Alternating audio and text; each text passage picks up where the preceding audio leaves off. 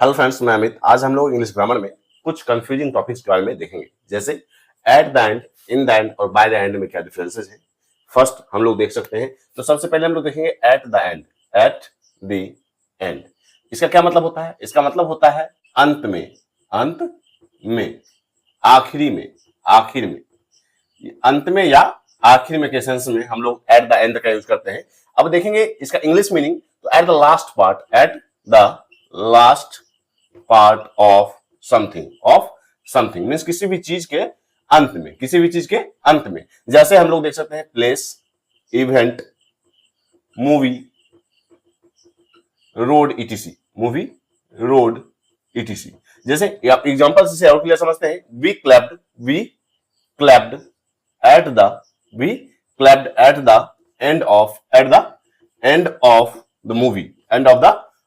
हम लोगों ने मूवी के अंत में तालियां बजाई, हम लोगों ने मूवी के अंत में ताली बजाई। तो एट द एंड का मतलब होता है किसी भी चीज के last part, at the last part of something means किसी भी चीज के अंत में, किसी भी चीज के आखिर में एट द एंड का यूज करते हैं। इसका आगे दूसरा एग्जांपल देखेंगे हम लोग, there is a park at the end of the road means सड़क के अंत में एक पार्क है, सड़क के अंत में एक पार्क है। तो किसी भी चीज के अंत में के सेंस में हम लोग एट द एंड का यूज करते हैं। इसी के आगे अगर हम लोग देखें सेकंड, इन द एंड। अब इन द एंड का क्या मतलब होता है? इन द एंड का मतलब होता है अंततः, आखिरकार, अंततः के सेंस में, अंततः। अब अंत में और अंततः के में क्या डिफरेंस है? अंततः या आखिरकार, आखिरकार। जैसे हम लोग देखेंगे, अगर इसकी इंग्लिश मीनिंग समझे तो हम लोग या तो फाइनली बोलेंगे या तो finally we won the match, आखिरकार हम लोग मैच जीत गए। तो वहां हम लोग फाइनली का यूज करते हैं, फाइनली, या फिर इवेंचुअली मींस आखिरकार, eventually, finally, in the and, आखिरकार या अंततः के सेंस में हम लोग यूज करते हैं। जैसे हम लोग एग्जांपल से देखेंगे, in the end she agreed, अंततः वह मान गई, आखिरकार वह मान गई। तो हम लोग देख सकते हैं अंततः या आखिरकार, finally, eventually, in the end का यूज किया जाता है अंततः या आखिरकार के सेंस में। यह दिखाता है shows the result of a process और सिचुएशन मींस किसी भी प्रोसेस या सिचुएशन का रिजल्ट दिखाने के लिए हम लोग इन द एंड का यूज करते हैं, अंततः या आखिरकार के सेंस में। और भी एग्जांपल्स लेंगे हम लोग, इन the and they got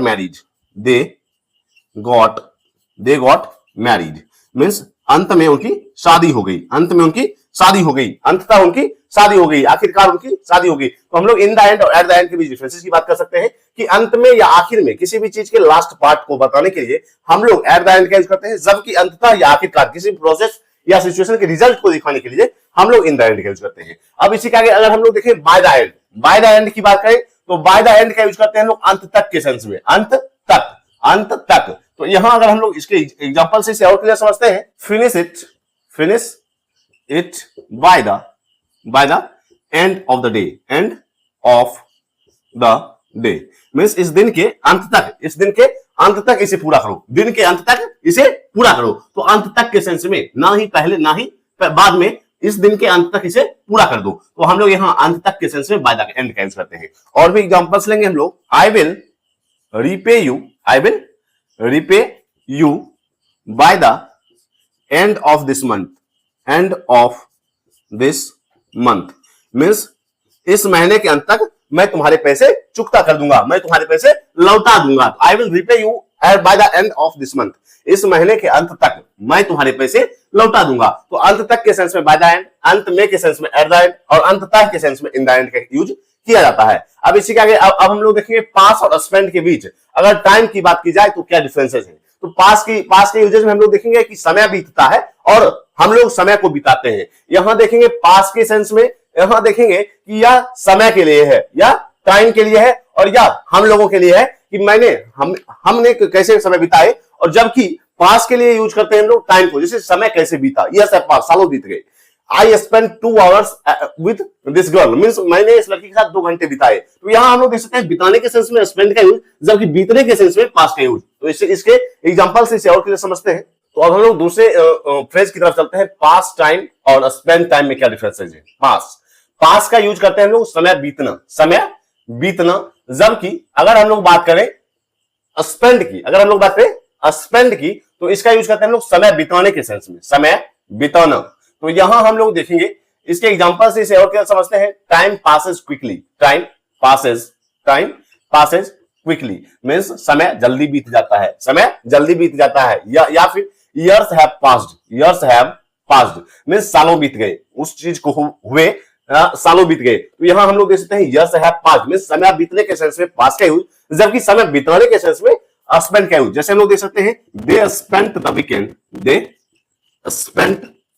the weekend traveling means उन्होंने यात्रा में ही सप्ताहांत बिता दिए, मींस सप्ताह बिता दिए। तो यहां हम लोग देखते हैं स्पेंड का यूज करते हैं लोग समय बिताने के सेंस में, जबकि पास का यूज समय बीतने के सेंस में यूज होता है। और भी एग्जांपल्स लेंगे हम लोग, I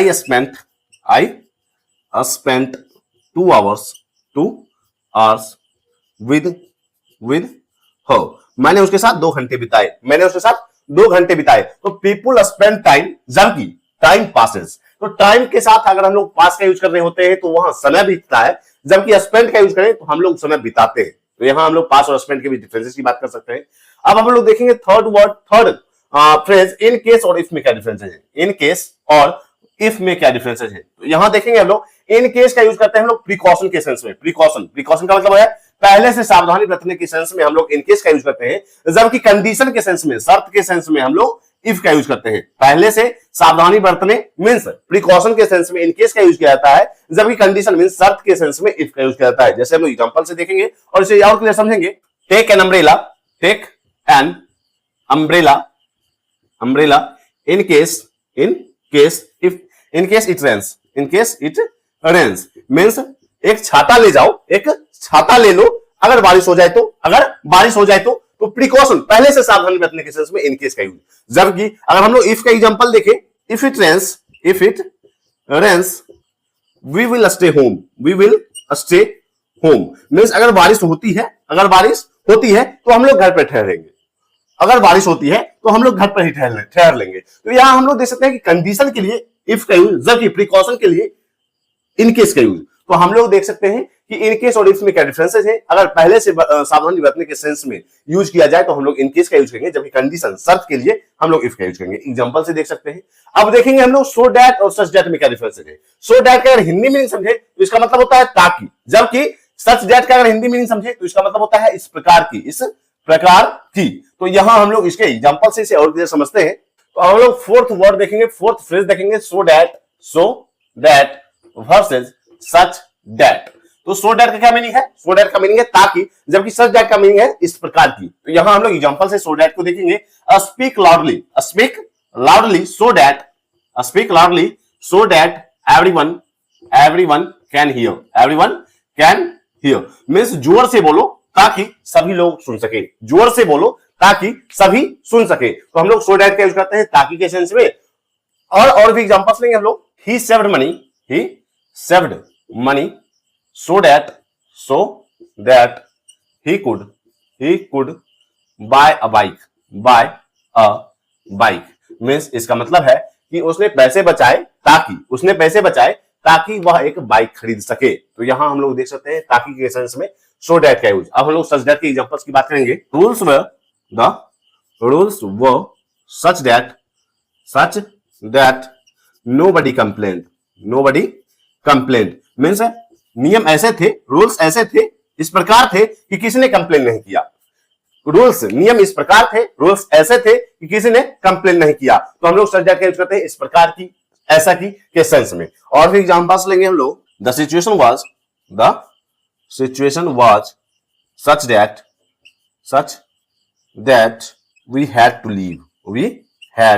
टू लीव मींस इसका मतलब है कि सिचुएशन ऐसा था, इस प्रकार था कि हमें जाना पड़ा। सिचुएशन ऐसा था, ऐसा बना कि हमें जाना पड़ा। तो यहां हम लोग देखते हैं सच दैट और सो दैट में डिफरेंसेस की बात कर सकते हैं हम लोग। इसी का अगर हम लोग देखें वियर, पुट ऑन और ड्रेस का बीच क्या डिफरेंसेस है। तो वियर का मतलब होता है आपके स्टेट की बात करता है, मींस या तो पहनना या पहने होना के सेंस में, होने के सेंस में हम लोग वियर का यूज करते हैं। जबकि अगर पुट ऑन की बात करें तो पुट ऑन का यूज करते हैं हम लोग प्रोसेस ऑफ वियरिंग मींस यह दिखाता है आपको कि आप पहन रहे होते हैं तो वहां हम लोग पुट ऑन का यूज करते हैं, जबकि ड्रेस का यूज करते हैं हम लोग या तो पहनना या पहनाना। Means she dressed the baby, means उसने बेबी को कपड़े पहनाए, उसने बच्चे को कपड़े पहनाए। तो वहां हम लोग इसमें ड्रेस का मतलब होता है पहनना या फिर पहनाना। तो अभी हम लोग पहले वियर की बात कर लेते हैं। वियर का एग्जांपल देखेंगे हम लोग। I wear a school I wear a uniform to a school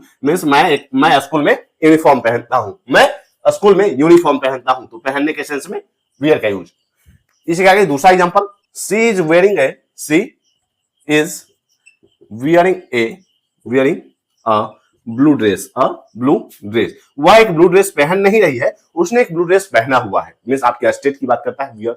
अब हम लोग देखेंगे पुट ऑन का मतलब होता है प्रोसेस ऑफ वियरिंग, मींस पहनने की क्रिया। जैसे हम लोग एग्जांपल से देखेंगे, he is putting on his shoes means वह अपने जूते पहन रहा है। तो यहां हम लोग देखते हैं प्रोसेस ऑफ वियरिंग। इसी के आगे दूसरा example, put on your jacket means अपना जैकेट पहन लो। तो यह आपके प्रोसेस को बताता है, प्रोसेस ऑफ वियरिंग को पुट ऑन के सेंस से हम लोग यूज करते हैं। इसी के आगे अगर हम लोग ड्रेस की बात करें तो यहाँ इसका मतलब होता है पहनना या पहनाना। जैसे हम लोग एग्जांपल से देखेंगे, I dressed quickly this morning means सुबह में मैं जल्दी तैयार हो गया। तो यहां हम लोग देख सकते हैं कि कपड़े पहनने के सेंस में अभी हम लोग ड्रेस का यूज कर रहे होते हैं। दूसरा एग्जांपल देखेंगे हम लोग, शी ड्रेस्ड द बेबी उसने बेबी को कपड़े पहनाए। तो यहां हम लोग देख सकते हैं ड्रेस का यूज पहनना या पहनाने के सेंस में किया जाता है। तो अभी हम लोगों ने eight the and, in the and और बाय द एंड के डिफरेंसेस को देखा। पास्ट और स्पेंड में क्या डिफरेंसेस है अगर टाइम की बात की जाए। इसी के इन केस और इफ में क्या डिफरेंसेस है, सो दैट सच दैट में क्या डिफरेंसेस है, वियर पुट ऑन और ड्रेस में क्या डिफरेंसेस है। मींस मोस्ट कंफ्यूजिंग टॉपिक के बारे में अभी हम लोगों ने देखा। तो आज तक इतना ही, मिलते हैं कल। अगर आपने इंग्लिश ग्रामर विद हम सब्सक्राइब किया, जरूर सब्सक्राइब करें। इससे इंपॉर्टेंट आप सब्सक्राइब कीजिएंगे। तब तक के लिए बाय।